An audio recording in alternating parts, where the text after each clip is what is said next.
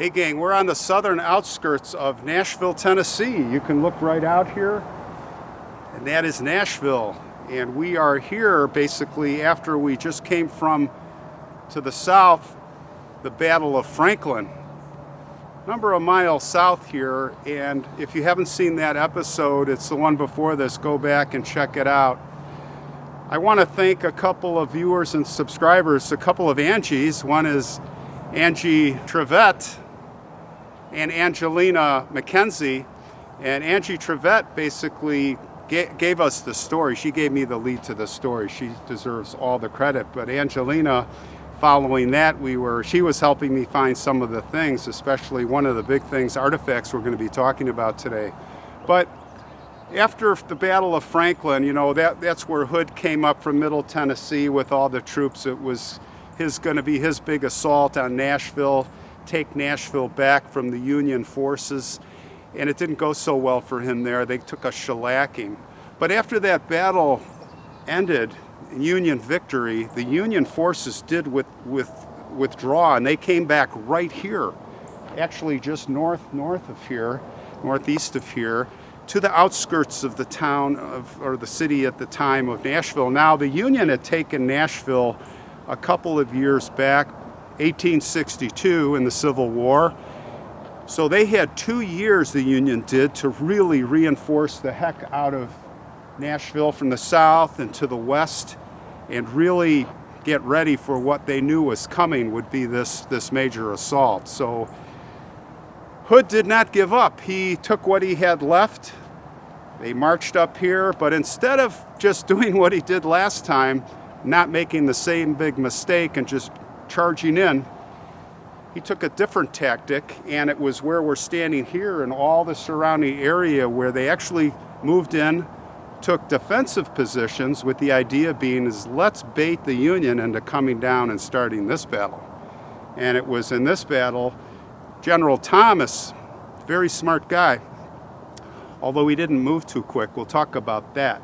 But so there the two sides waited and waited. Now Thomas knew, he was a smart guy, like I said, that they couldn't just sit here and wait for the Confederates to build up and get their act together. They were already weak-kneed from what happened down there, but he wanted to get his stuff in order. He wanted to get his cavalry.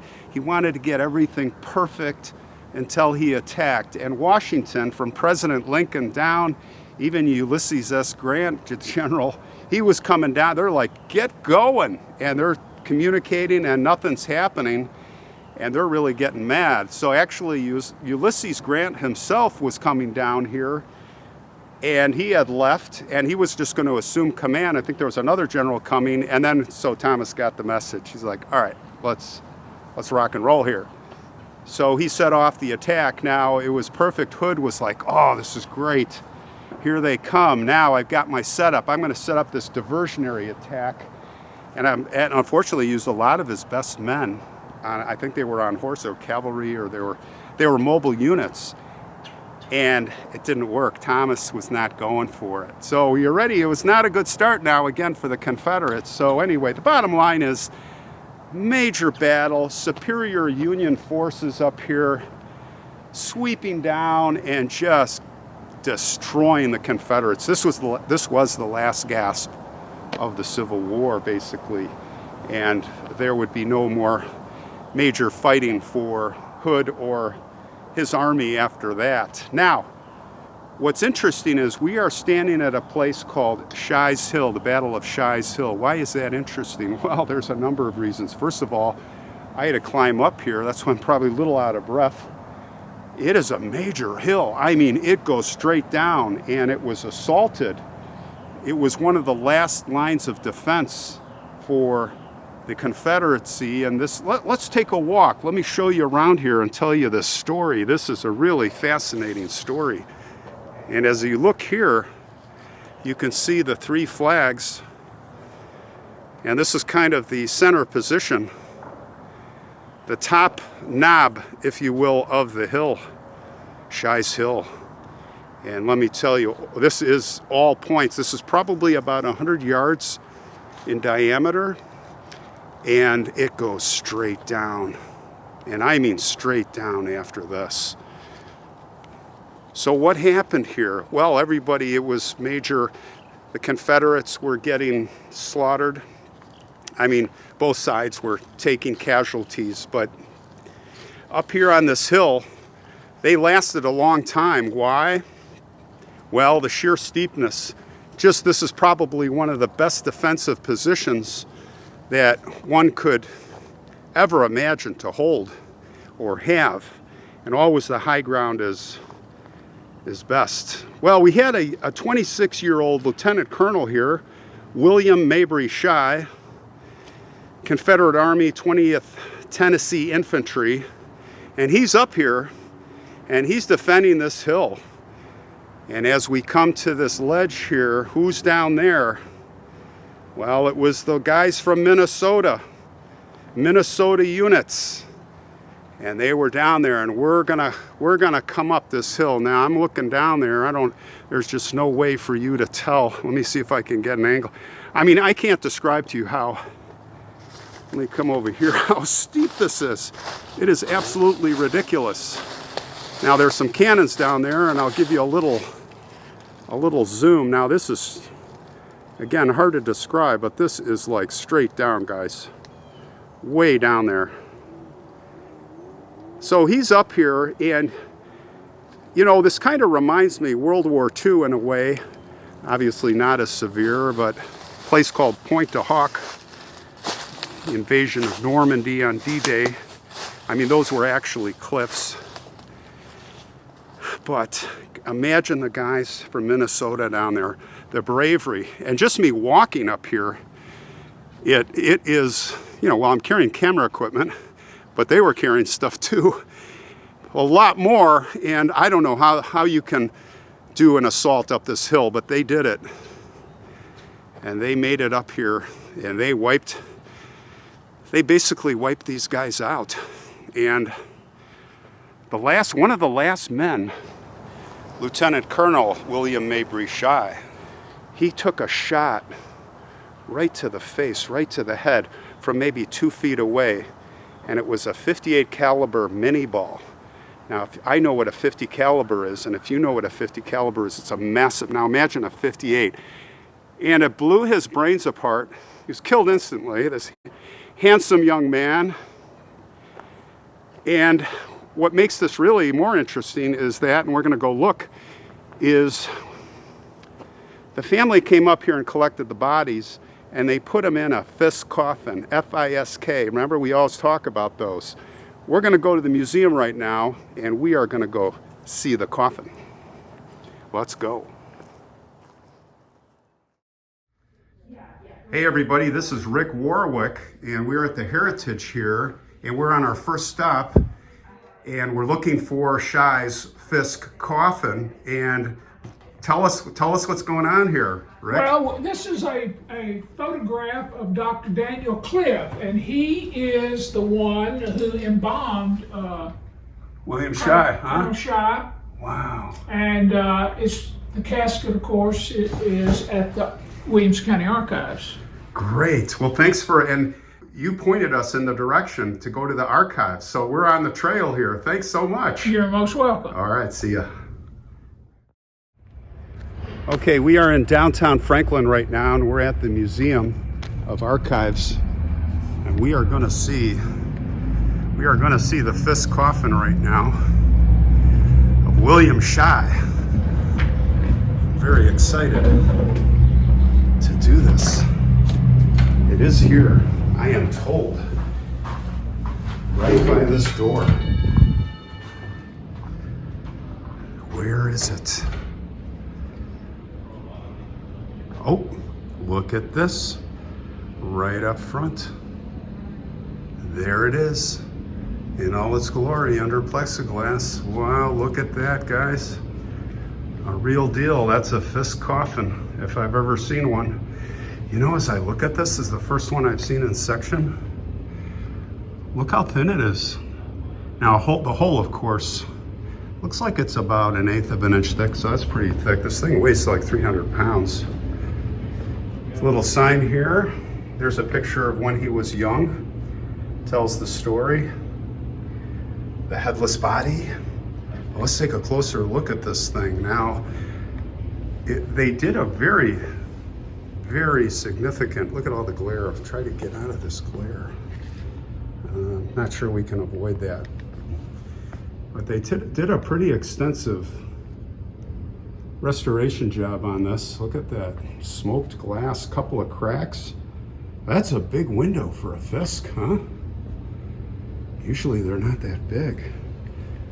Yeah, so from what I understand, they used a Smithsonian process. Here's a good view. And they used their recommendations. It used to be white when he was buried. And basically they soaked it in a lot of different chemicals, and then they'd wrap it in plastic overnight, let those sink in, and then they'd use steel wool to scrub away. Sorry about the glare. This is going to be the best we're going to get, but you can see some details here.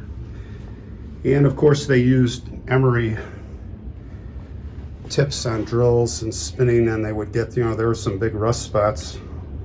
There's a good view of one of the handles. Again, we've got this glare. Let me see if I can get in front of it so you can see. Look at that. It's a pretty good view. Here, let's try to get this angle. There. And they scraped away the incrustations until they got it into the state it is now, and it looks like it's in remarkably good condition. And I get it, it's good it's in plexiglass.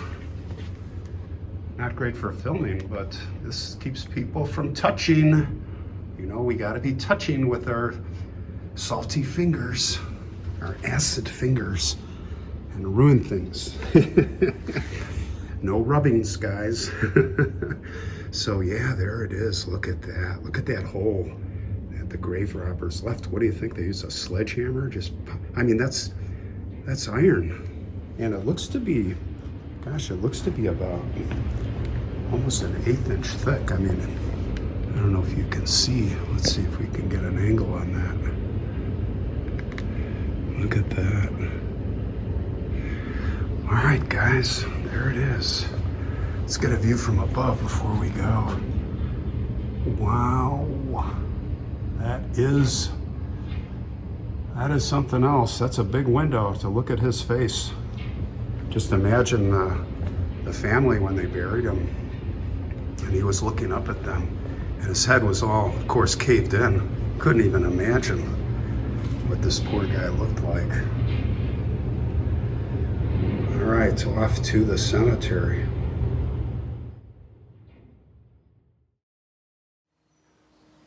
We are now at the cemetery, the little cemetery, which is in the backyard of a private estate. And I did check, and Rick said from the Heritage I could just come back here. Real nice family, but I would recommend you check with Rick or the family. There's a side road to come in. But this is the grave. This is his grave right here, guys. This one right here. And sad to say, he would not rest in peace. And that's the final part of this story. You saw the Fisk coffin. You saw the big hole in it. You heard me mention grave robbers. And that's what happened here. And it happened in 1977. It wasn't a long time ago. Let's take a look at the inscription here. And there it is, Shy. Lieutenant Colonel W.M. Shy, 20th Tennessee Infantry, GSA, born May 24th, 1838, killed at Battle of Nashville, December 16th, 1864. Yeah, and it's a really crazy story because it was just one night the family was here and they noticed there was a disturbance. It was actually Christmas Eve, 1977, and Ben and Mary Griffith had recently purchased this antebellum estate here. It's called Two Rivers. It's right by Franklin, and Mrs. Griffith was showing the mansion and the grounds to a friend, and she noticed that this plot here had been disturbed. and they called the sheriff. The sheriff came out here, inspected the grave, and they saw that the Fisk coffin, it was breached, and there was a decomposing body, and it was dressed in a formal black jacket, a pleated white shirt, and white gloves. And they thought, boy, the body, it must be a homicide victim. It can't be, it can't be the original occupant, because the body was fresh. There was no decay. Of course, he was in the Fisk coffin, and they thought that it was a murderer that was here, and they had dumped the body in his grave. Kind of a interesting thought. So they brought in some of the experts from the University of Tennessee at Knoxville over there. They came over, and they got an anthropologist, and they checked the remains, and they excavated what was left of the body, and they, the hole, and probably a pick or a shovel, and they smashed it. You have to figure the iron is brittle by that point, and it just broke. But when they found the coffin open, they looked inside, nothing but sludge. And they took out the remains, and they figured out it was a white male in his mid-20s to early 30s. He was about 5'10", and they thought it was, he'd only been dead about 6 to 12 months. They said there was pink tissue, quote unquote. So the long and the short of it is they got his skull, they glued his skull back together, and they're like, wow, look at the entrance wound. This guy had a big gunshot wound to the head, and it came out the other side.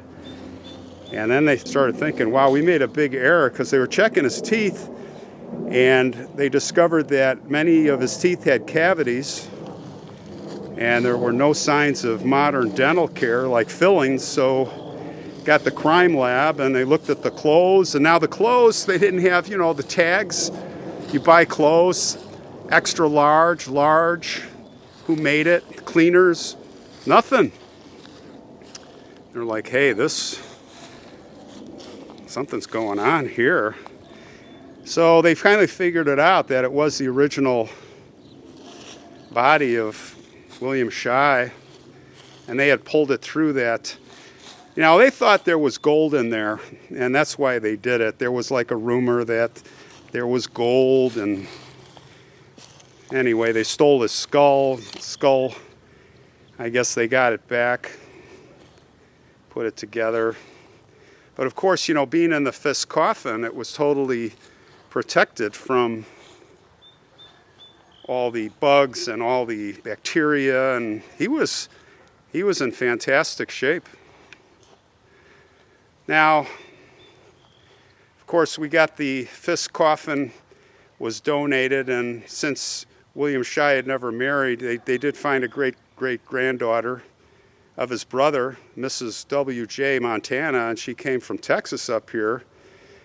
And on February 13th, 1978, they reburied him here. So he is here, and hopefully now he is resting in peace. But you have to wonder, and I guess my thought is, imagine if they wouldn't have left him alone.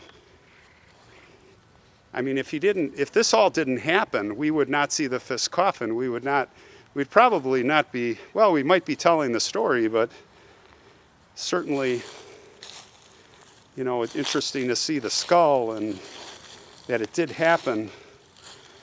And I guess the question I ask is, Fisk coffins in the mid-1800s was the rage for people that had money. And you have to say, how many of those senior officers, how many of the generals, they're probably all in Fisk coffins.